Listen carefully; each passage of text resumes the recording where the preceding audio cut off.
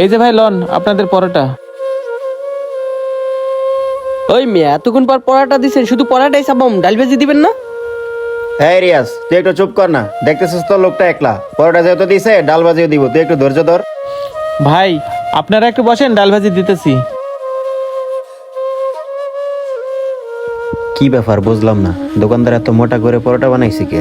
আরে এদিকে দুইটা পরোটা জোড়া লাগানো। রিয়াজ, এই দেখ দুইটা পরোটা একসাথে জোড়া লাগাই দিছে। কস কি দেখি তো। আসলেই তো হালাই বল, চাইলাম একটা পরাটা দিল জোড়া লাগাই না দুইটা পরাটা। এই যে লন ভাই আপনাদের ডাল ভাজি। ভাই আপনাদের আর কিছু লাগলে আমারে বলেন।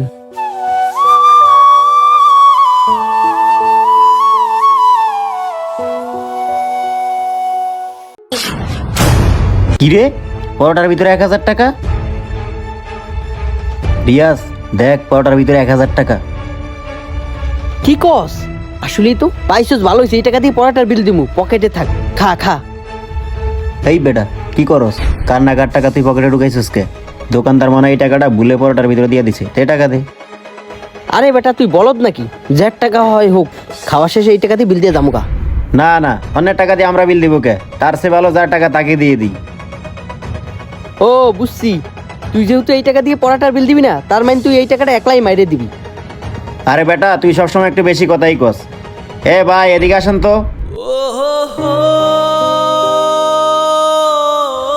কি ভাই আপনাদের আর কিছু লাগবে?